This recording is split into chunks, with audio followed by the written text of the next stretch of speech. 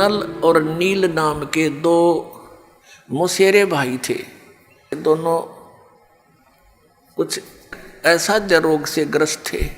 एक दिन परमेश्वर मुनिंद्र नाम में आए हुए वो परमात्मा सत्संग कर रहे थे। नल और नील भी वहां जाकर बैठ गए, सत्संग सुना। जो ही वो जब परमात्मा के पास आए, आशीर्वाद और दीक्षा तो कहते बाद में देखेंगे, पहले प्रणाम कर लेते हैं। तो जो ही वो प्रणाम करने आए परमात्मा के पास, उन दोनों के सिर पे आशीर्वाद भरा हाथ रखा, दोनों स्वस्थ हो गए। एक दूसरे को देख रहे हैं कि हम ये क्या हो गया, जैसे शरीर से 100 मन वजन उठा दिया हो। दोनों चरणों में गिर गए, फूट फूट कर रोते रहे। कहने लगे महाराज मैं उपदेश दे दो, हम आपके दास है। दोनों को दीक्षा दे दी, भक्ति करो बेटा, ये मंत्र जाप करो। करते रहे। उस दिन से वो बहुत सत्संग में सेवा करने लगे। बूढ़े बुजुर्गों के कपड़े, रोगियों के, अपाहिजों के कपड़े ले जावें, लाओ जी मैं धो लाऊंगा। उनके कपड़े धोएं, बर्तन साफ करें, उनको आराम से बैठावें, नवावें। यानी इस तरह वो सेवा करने लगे, जो परमात्मा मुनिंद्र जी के आश्रम में जो आया करते थे। लेकिन वो फिर भी एक सीधे साधे थे, भोले से दिमाग के थे। वो क्या करते, सत्संग में जो चर्चा होती, ज्ञान सुनते भगवान के मुख से, तो कपड़े धोने जाते या बर्तन साफ करने जाते। दरिया के किनारे सत्संग होया करते थे, आश्रम होते थे ऋषियों के। तो वो क्या करते, दरिया के जल में किनारे पर कपड़ों को पानी में भिगो देते कि कुछ देर इनका मैल गल जावे, फिर धोएंगे। इसी प्रकार बर्तनों को, और बैठ के किनारे पर वृक्ष के नीचे सत्संग सुनी हुई बातों पर दोनों चर्चा करते थे।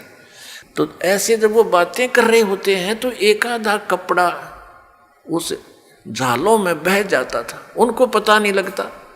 जब वो जाकर धोकर सुखा देते उनके कपड़े, तो वो फिर उठाते अपने अपने कपड़े। कोई कहता जी मेरा तो धोती नहीं मिली, कोई कहता मेरा कुर्ता गुम हो गया। वो कहते भाई हम तो जितने ले गए थे उतने ले आए हैं, हमें तो मालूम नहीं। इसी प्रकार बर्तनों में भी कोई एक आध बर्तन, किसी की गिलास, किसी की थाली प्रतिदिन गुम हो जाती थी। और फिर उनसे प्रार्थना की, भाई देखो मुश्किल से तो हम एक गिलास लाए थे, इतनी दूर से कहाँ कैसे लाएंगे। भाई इससे अच्छा तो तुम ऐसा करो, हमारी सेवा मत करो, हम खुद कर लेंगे। हमें तो बहुत अभाव हो गया इन वस्तुओं का, अब कहाँ से लाएं जा करके।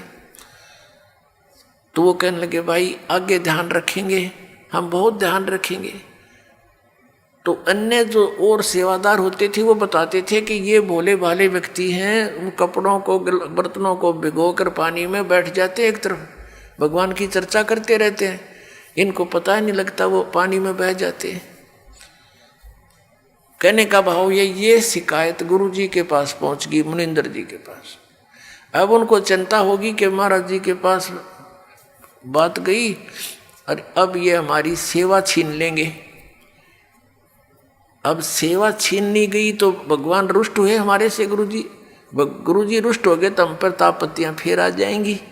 वो इस भय से करबद्ध हो करके वहाँ गए, गुरु जी ने बुलाए। परमात्मा ने कहा बेटा ये बहुत परेशान हो गए हैं, आपकी नीयत अच्छी है भगवान भक्ति सेवा करने की, लेकिन इनको प्रॉब्लम घनी हो जाती है, तुम सेवा रहने दो बेटा, कोई और सेवा कर लो। वो चरणों में गिर गए, बुरी तरह रोने लग गए, हे परमात्मा हमारी सेवा ना छीनो, हे भगवान आगे हम बहुत ध्यान रखेंगे। तो भक्त कहते जी इन कई बार कह लिए बात, तो ये फिर जाते भूल जाते, इनके बस की बात नहीं।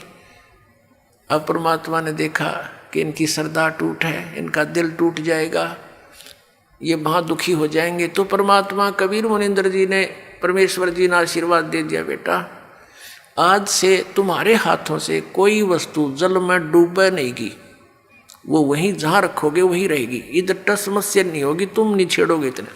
अब इस वर्क को पाकर वो बड़े खुशी हुए, जाकर देखा वो कपड़े धर दिए, भिगो दिए, जहाँ रखे थे वहीं रहे। थाली बेले काशी के होते थे वो रख दिए, काशी तो वैसे डूब जाती है, काशी भर के पानी तो बेला, और उस पर दरिया पर रख देते थे, जो का तो रहता था। फिर एक आध कहने लगा पत्थर तो उठा कर रख के देख लो। वो एक आधी कंकर पत्थर उठा कर रखे, वो जहाँ रख दिया उस जल के ऊपर एज इट इज स्थिर रहने लगे। तो ये उन भक्तों की तो प्रॉब्लम हल होगी जिनके बर्तन और कपड़े गुम होया करते। तो इस प्रकार नल और नील को ये आशीर्वाद परमेश्वर मुनिंदर जी द्वारा दिया गया था। उधर से क्या हुआ कि कुछ दिनों के बाद जैसे विष्णु अवतार श्री रामचंद्र जी राजा दशरथ के गर्दन में थे, विवाह हुआ सीता जी के साथ। विवाह होने के कुछ ही समय उपरांत उनका वनवास हुआ। वो वन में अपना समय व्यतीत कर रहे थे, वहाँ से सीता जी का अपहरण कर ले गया रावण। उधर से रावण को संदेशे मिले, लेकिन रावण नहीं माना।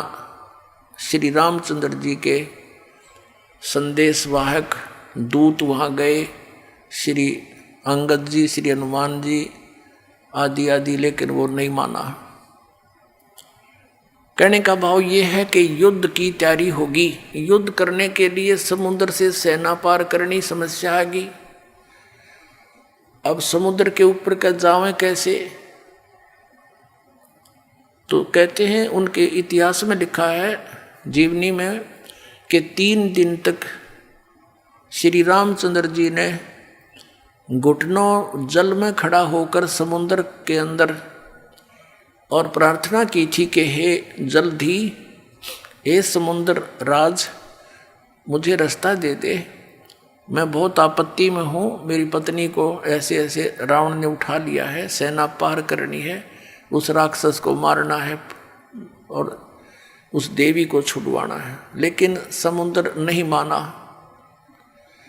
अंत में कहते श्री रामचंद्र जी ने लक्ष्मण से कहा कि मेरा अग्निबाण दे, लातों के भूत बातों से नहीं मानते। लक्ष्मण ने अग्निबाण दे दिया उठा के।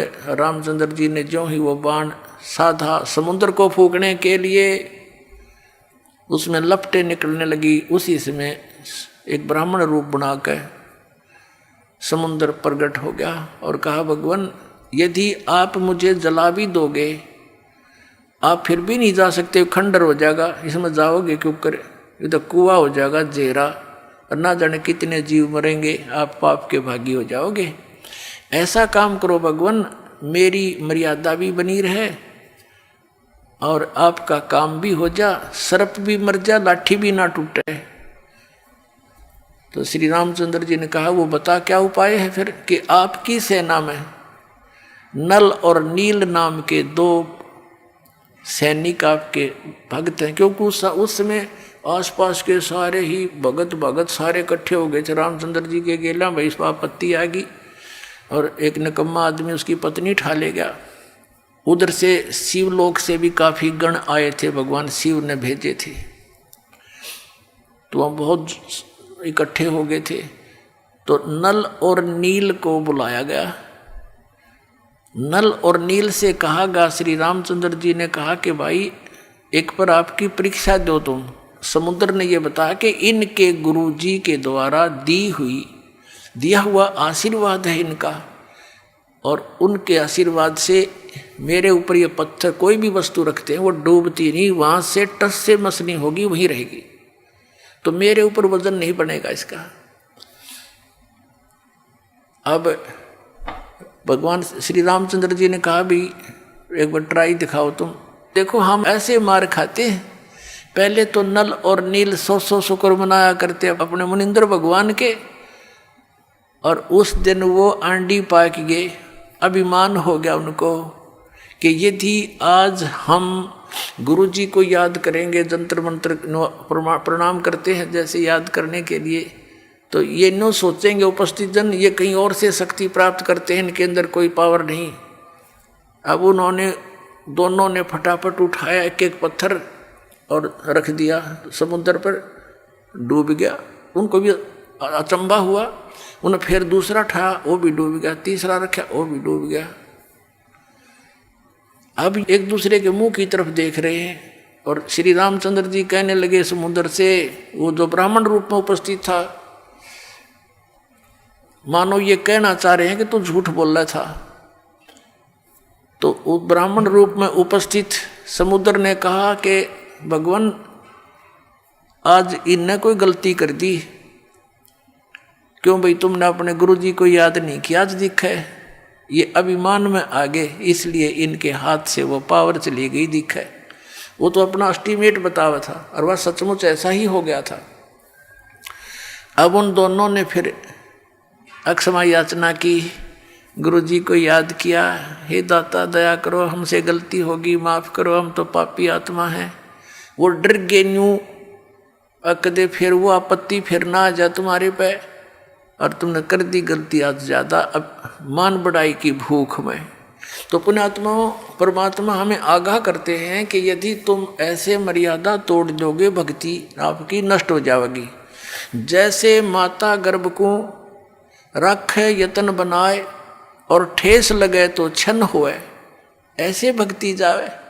जैसे किसी बहन को माता को बहुत वर्षों के बाद कोई गर्भ रहा हो, फिर वो कितनी चिंतित होती है उस बालक को परिपूर्ण करने के लिए, कहीं ऊंचे नीचे में पैर न रखा जा, चलते समय भी बहुत सावधानी बरतती है, और रात के समय करवट बदलते समय भी वो बहुत चिंतित रहती है, कहीं मेरे बालक पर जोर ना आ गया, एकदम उधड़ के पड़ती है और देखती है दर्द पीड़ा तो नहीं होगी मुझे।